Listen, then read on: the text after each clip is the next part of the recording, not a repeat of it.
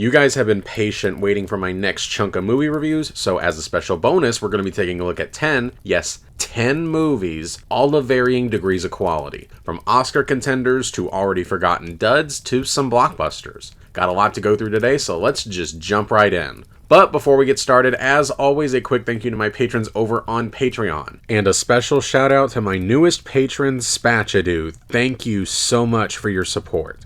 And if you enjoy the content I make and would like to offer your support, then for as little as $1 a month, you can get your name listed right here at the start of every video. Link to that is in the description below. And now, on to the first film. If there was only certainty and no doubt, there would be no mystery.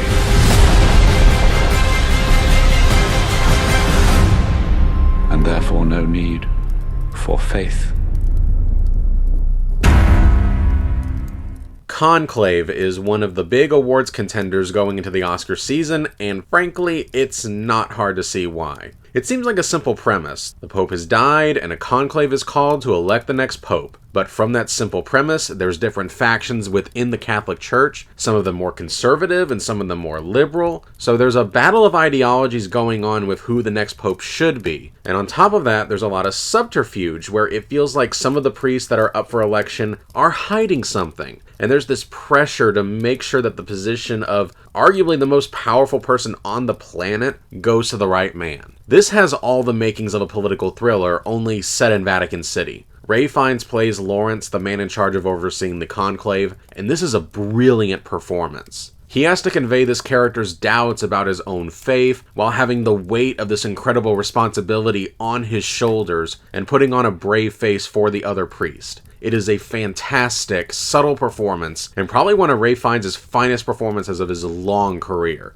And the directing by Edward Berger is immaculate. He manages to capture the sheer scope of the ramifications of what these priests are fighting for, and also very subtly incorporates imagery that conveys the film's themes and motifs about tradition versus progress, and whether or not these two things can coexist. This would have been one of my favorite films of the year if it wasn't for just one significant problem. The film doesn't really have a firm grasp on Catholic theology, with some of the lines of dialogue that I simply refuse to believe that a priest would ever utter, even in private. In fact, if the writers did have a firm grasp on Catholicism, that would actually make it worse because it would seem like parts of this film were written to deliberately antagonize Catholics. And just a fair warning, this film's twist ending has made a lot of people, particularly Catholics, furious. I actually heard from somebody who worked at a movie theater that people were demanding refunds after the movie was over, specifically because of this twist ending. I'm not going to spoil it here, but I will say that I'm not surprised in the slightest by that reaction. But with all that being said, Conclave is a film of sheer craft and spectacle. It's a rich, engrossing film that will jumpstart conversations and doesn't provide easy solutions to tough questions, which is what great filmmaking should do. Conclave gets a full shot. Follow one rule to stay out of danger. Hello? You're never to deal with a decadent stranger.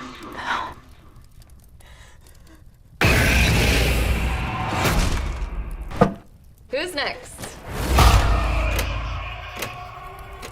Taro tells the story of a group of friends who, after renting a cabin in the woods, which is always a bad idea if you're in a horror film, get drunk and stumble across a deck of tarot cards that were abandoned in a locked basement, and decide that it's a great idea to get them out and play with them. But in the process, they unleash a great evil out into the world. And in case you're wondering, no, this is not a sequel to Cabin in the Woods, unfortunately. This plays the material depressingly straight. This film isn't as relentlessly stupid as last year's Offering Fear, but this is still pretty terrible. All this film is a lame jump scare fest where it picks and chooses elements from other better horror films, and even from a few awful ones for variety's sake, I guess, and kind of crams them together in one movie. This entire movie is basically watching flat as cardboard characters make dumb decisions before getting PG-13'd to death off screen. It's a movie that was made solely to make chump change off of desperate and bored teenagers looking for a place to make out for an hour and a half on its opening weekend before disappearing into the aether. This film has no aspirations and doesn't feel like it's even trying to deliver a passable product. And if nobody involved had any passion for this film, I don't see why I should have any passion for it, positive or negative. It's not even worth the energy to get angry at it. It just deserves to be forgotten about entirely. Taro gets an empty shot. Can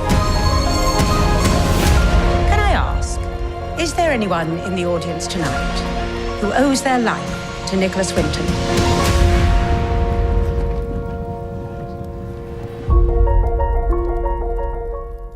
One Life tells the true story of a British stockbroker called Nicholas Winton, here played as a young adult by Johnny Flynn and as an old man by Anthony Hopkins, who aided in the rescue of 669 mostly Jewish children in German-occupied Czechoslovakia during World War II. This is most assuredly a remarkable true story and one that did deserve the big screen treatment, although the execution is largely standard for the most part. The parts dealing with the flashbacks showing Nicholas working to save as many as he's able does about what you'd expect with this material. But where this film really shines is in the scene set in the 1980s, showing how Nicholas, far from feeling like he did great work, believes that he didn't do enough. Anthony Hopkins in particular is very good, which I suppose is as ubiquitous as saying that books are made of paper. And while this film hits its stride in its finale, where it recreates the final clip of Nicholas Winton sitting in the audience of the television series That's Life, while unbeknownst to him, he is surrounded by the now grown children that he had saved 50 years prior. It is almost impossible to not tear up during that scene, as he realizes the full weight of the good that he did. The film definitely could have benefited from a trim, particularly in how it handled the scenes set in the 1930s, and that does prevent this from being a truly great film, but it is worth it just to get to that incredible scene near the end. One Life gets a full shot.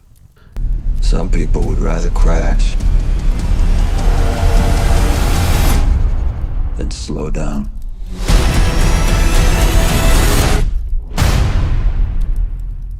The Bikeriders, inspired by the photo book of the same name, is a fictionalized retelling of the Outlaws Motorcycle Club during the 1960s. This is writer-director Jeff Nichols' second attempt at examining masculinity, in particular with how it's tied to the American spirit, with the first being the remarkable coming-of-age story Mud. But with this film, it's not exactly clear what Nichols is even trying to do here. The best I can figure is that he's trying to make a point about how men in the 60s were drawn to motorcycle gangs due to its sense of stability, because of the rapid change, particularly in gender roles, in US society at the time. But this isn't exactly fresh or new ground. Fight Club, which was released 25 years ago, went over the same themes a lot better while taking more narrative risk. This film doesn't really match the anarchical spirit that you would associate with motorcycle gangs. The execution is so muted and conventional, and in fact the composition feels more like a loose series of vignettes rather than a cohesive narrative. The actors are all good, especially Jodie Comer, who steals every single scene she's in, and the film is competently made from a technical standpoint. But it doesn't feel like Jeff Nichols' heart is in this, which is odd considering the fact that he wrote the screenplay.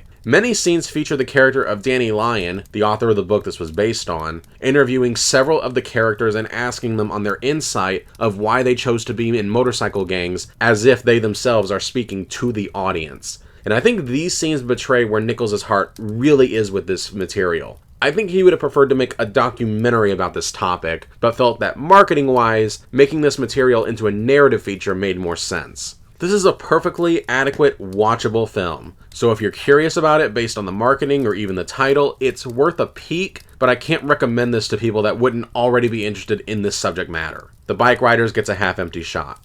Do you know what brought you to life? It's what your crayon is made of. The most mysterious, powerful, extraordinary stuff on Earth. Wax.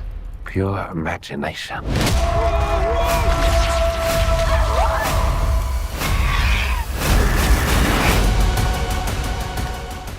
Harold and the Purple Crayon is based on the popular picture book of the same name by Crockett Johnson. Only Harold in this film is a grown adult played by Zachary Levi, and he decides to enter the real world to find the narrator after one day he goes silent. Every single aspect of this film is baffling, from the premise to the execution. The book is not as popular as it once was since its initial publication in 1955, so the time for a feature-length film was several decades ago, so I'm not sure what the logic was in even making this now. Even setting that aside, the setup to this film is so threadbare. There have been countless films about a cartoon character coming to the real world and finding out that it's nothing like their world, and this isn't offering anything new to the genre. Instead, it just goes through the motions of every single cliche that is associated with this plot. Harold gets hit by a car. He gets arrested because he doesn't understand human laws. He has to teach a grieving adult who recently lost a spouse how to learn to love life again. All this stuff is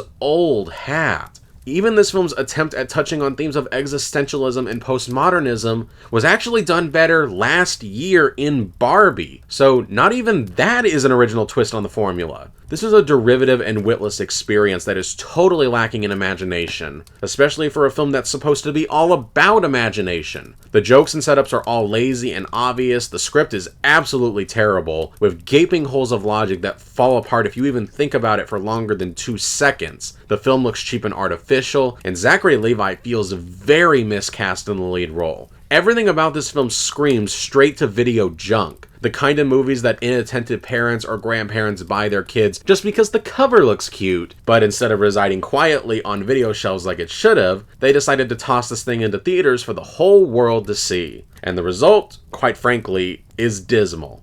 Harold and the Purple Crayon gets an empty shot. Zachary Levi, you're talented, but you need to fire your agent, or do something different, because whatever you're doing isn't working. Call me when it's done. What is this place? Huh? You don't understand. Get back in the car. I'll never fall in love, okay? Love Lies Bleeding is the newest film from St. Maud director Rose Glass about a gym manager named Lou, played by Kristen Stewart, who falls in love with a bodybuilder named Jackie, played by Katie O'Brien, but their relationship is put through the ringer as they navigate through a maze of violence, revenge, and deceit. I was pretty harsh on Drive Away Dolls, which was also a film from this year, set in the past about a pair of lesbians who are on the run from criminals, but thankfully Love Lies Bleeding is quite a bit better. For one, Glass is able to elevate this admittedly soap opera story through style and atmosphere. I was getting Brian De Palma vibes with this film, a story where crime is simply a normal part of everyday life, and it molds the characters and they feel trapped in this pit of hopelessness that they can't escape from. This film very much embraces its 80s setting, up to including some synthesized music, something I can't recall seeing in a major motion picture in a long time. The one thing Glass isn't particularly strong at is setting up all the domino pieces in the first 40 minutes or so there's a bit of a disconnect with all these elements that you know are going to play a part later, but once the dominoes start falling down, this is an effective, adrenaline-pumped powder keg of anger, fury, and retribution. She also takes a huge gamble with a stylistic choice that veers into magical realism. In this decision, you're either going to see it as just bold or stupid and pointless. Me personally, I thought it was a clever way to show the character's emotional state without using dialogue. The relationship that forms between Lou and Jackie feels believable and isn't rushed, and the film sells this connection between them effectively. I would have preferred this if the plot was a little tidier, especially in its first act, but I still found the 80s throwback nature and the twists and turns of the journey that these characters go through as the plot goes off the rails intriguing, and I had a good time. Love Lies Bleeding gets a half full shot.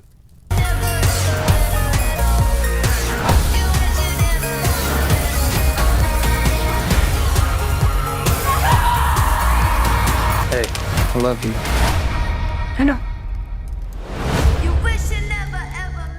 Challengers is the newest film from Luca Guadagnino, and this is the kind of movie that critics are going to laud, but general audience members are going to be left scratching their heads, wondering what the big deal is. It tells the story of a former tennis player, played by Zendaya, who had her budding career cut short by an on-court accident. Now she lives vicariously through her husband, played by Mike Feist, who is also a tennis player, but his career has been in a slump, so to try to get his mojo back, she signs him up for a Challengers event, which is basically the lowest possible level of a pro tournament. However, old wounds from their past are reopened when they realize that his former best friend and her former lover, played by Josh O'Connor, is in this same tournament. This film is a fascinating character study about three terrible people. People whose only goal in life is to compete and to experience the high that comes from a victory. A great tennis game is compared in this film to sex, where two players are competing with each other, but are also somehow in sync at the same time. It's essentially a metaphor for the relationships between these three people, where the two guys are competing for the affections of the same woman, but you wonder if they actually do love her, or if the desire to win in a competition with the other one is what's driving them to chase after her. And Zendaya's character is a skilled manipulator who's willing to do anything and everything to either of them to get her way. Zendaya's performance is brilliant, and I think if this was released closer to the end of the year, there'd be serious consideration for her getting a Best Actress nomination. The fine line between who's manipulating who and for what purpose gets intentionally fuzzy, which provides a lot of meat and questions for the audience to ruminate on. The closest director I can compare Luca Guadagnino to is Eric Rohmer. Both of these men seem interested in telling stories where much doesn't really seem to be happening on the screen, but the intrigue comes from these subtle character moments that you have to be paying attention to in order to pick up on them. This is a film that's made for people that enjoy reading fine novels on a rainy Sunday afternoon, where something as simple as a look can speak volumes. The biggest problem I would say is that Guadagnino does get a little bit too clever by half with the composition, where the story jumps around in the timeline. Some of the transitions could have been a bit smoother, and the use of CG tennis ball in some of the matches can be distracting, but these are minor speed bumps in what I think is a finely crafted piece. It's certainly not going to be for everyone because this is a slow-moving film about terrible people, and that could turn a lot of people off. No pun intended. But I was riveted from start to finish and think this is one of the year's best films. Challengers gets a full shot. Open the door, come on! Run.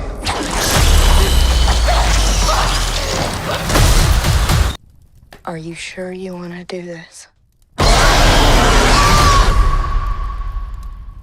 Alien Romulus is the newest Alien film and is set between the events of the original Alien and its sequel, Aliens. This was originally intended to be sent straight to streaming, but Disney, wisely, decided to put this in theaters to great financial success, which I hope offers a lesson that other studio execs can learn from. Namely, don't dump movies that people actually want to see on streaming services with little to no fanfare. Now, as a film in and of itself, Alien Romulus offers a good, if flawed, experience. This is an admirable attempt to get the franchise back to its primal roots after both Prometheus and Alien Covenant went in a more philosophical direction to mixed results. Here, the kills are rather grisly, drawn out, and excruciating, and often occur without warning. The aspect about this film I liked the best was the attempt at emulating an old school style. And I'm not just talking about the film's predilection to practical effects and animatronics whenever possible, although that is definitely something to praise the film for. I'm more talking about how the tech that we see in this film doesn't feel just futuristic. It actually feels more like futuristic tech as imagined by people living in the 1970s. This not only makes this film feel more like this is a direct sequel to the original Alien, but it gives the world a lot of character. Somehow the tech just feels more breathing when it's bridging between both primitive and futuristic. This is a very intense film with a lot of filmmaking craft on display in terms of the makeup, visual effects, and production design. This is certainly the best film I've seen from Fede Alvarez so far. The biggest issue here is actually the script. This should be a relatively simple setup. Scavengers try to scavenge the wreck of the ship from the original Alien, but the film gets bogged down in all the details and inner mechanisms and technobabble, particularly in a tacked-on plot about corporate greed and this evil plan that they have that I honestly can't remember without looking it up because it left that little of an impression on me. And that really just doesn't add anything meaningful to the story. And the characters, while certainly not horrible, unlikable characters, also don't leave much of an impact, with the lone exception being that of Isabella Merced. Also, the sound mixing in this film is bad, noticeably so. I had a hard time even hearing what the characters were saying half the time. This won't be an issue at home since you can just turn on the subtitles, but in the theater, it was a constant distraction. Still, those speed bumps don't damper too much what's a pretty solid, sturdy little film. Sometimes a film in a franchise doesn't need to do anything earth-shattering, it just needs to tell a single, simple, self-contained story tangentially related to the main story. And maybe other franchises will follow suit. It certainly wouldn't be the worst trend I've seen come out of Hollywood. Alien Romulus gets a half-full shot. What if the Hermans ruin this for you? They probably will, but it's not about me. Jesus was born for the herdmans as much as he was for us. We'll be missing the whole point of the story if we turn them away. The best Christmas pageant ever is the newest offering from The Chosen creator Dallas Jenkins, and this is a charming and likable adaptation of the 1972 children's book of the same name by Barbara Robinson. Set in the 1970s, this film is about a group of kids called the Herdmans, who everyone in town knows are the worst kids in the world. But this time they're hijacking the town's famous church Christmas pageant, but perhaps along the way, the Herdmans can learn about the true Christmas story, and maybe teach the town a thing or two as well. There are a lot of admirable elements to this film that really make it special. The first is that this is an impressively shot film by Dallas Jenkins, who seems to have grown in his filmmaking craft since his previous film, the mediocre The Resurrection of Gavin Stone. He carefully weaves and eases through the tone that could have gone disastrously wrong under another less talented director, particularly in its sweet ending that gets dangerously close to sappy, but he knows just how far he can push it without going over the line. The film starts off as kinda cartoonish, with lots of silly imagery that you would expect for a kid's film, but as the story progresses and as we learn more about the Herdmans and their situation, the cartoonish elements become less and less frequent, so that they become less caricatured to both the characters and we the audience, and the truth of their harsh reality sinks in. This isn't so much a film about faith in and of itself as it is a story about community. This is a very well cast film with lots of talented character actors that make you feel like you get to know these people very quickly. From the lead parents Judy Greer and Pete Holmes, who are both wonderful, to Lauren Graham doing her best Gene Shepard impression as the narrator. There's an authenticity and earnestness throughout this. And there is a bit of an edge to this film that reminded me in some ways of the kind of family films that were made in the 80s and 90s, which was needed in a story like this. After all, if the Herdmans are supposed to be the worst kids in the world, then it makes sense that we do get to see some of that bad behavior, up to including very brief instances of underage smoking, which automatically makes this faith-based film edgier than modern Disney films. But never did I feel like they went too far. This doesn't feel like a try-hard trying to seem cool and hip, nor did it seem gratuitous just for the sake of it. The content in this film complements the story while keeping its target audience in mind. There are a few minor complaints, like I do wish the film had been a little bit punchier with its comedy in some scenes, and because there are so many characters in this film, some of them do unfortunately get lost in the shuffle. Particularly, 3 of the Herdman kids kind of blend together, and the brother of the main character, Beth, becomes a lot less prominent after he sets the plot in motion. But these are minor issues, all things considered. This is a funny and charming film that has the real potential to become a holiday staple for many families as the years go on and on. The film is currently playing in theaters and should remain there throughout most of the holiday season, and if you're looking for something better to watch instead of Red One, this is a fine antidote to that. The best Christmas pageant ever gets a full shot. People kill for a whole lot of different reasons.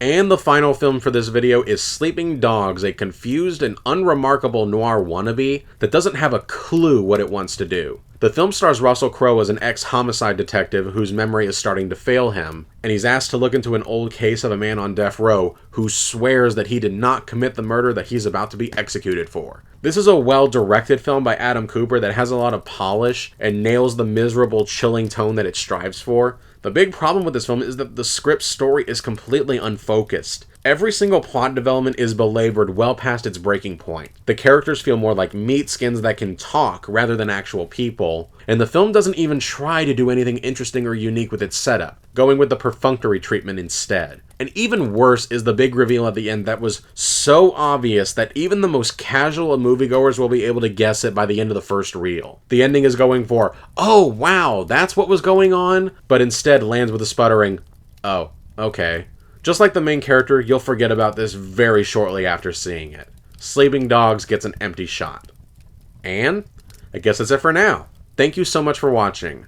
As always, if there are any 2024 films that you wanted me to take a stab at, or if you're just curious about what I thought of it, then feel free to let me know in ye old comment section down below. You can also catch more of my reviews over on my Letterboxd page. The link to that is in the description below. And as always, a thank you once again to my beautiful patrons over on Patreon. Your support really does mean the world to me. And make sure that you're subscribed so that you don't miss any future reviews. Have a good day, and I'll see you next time.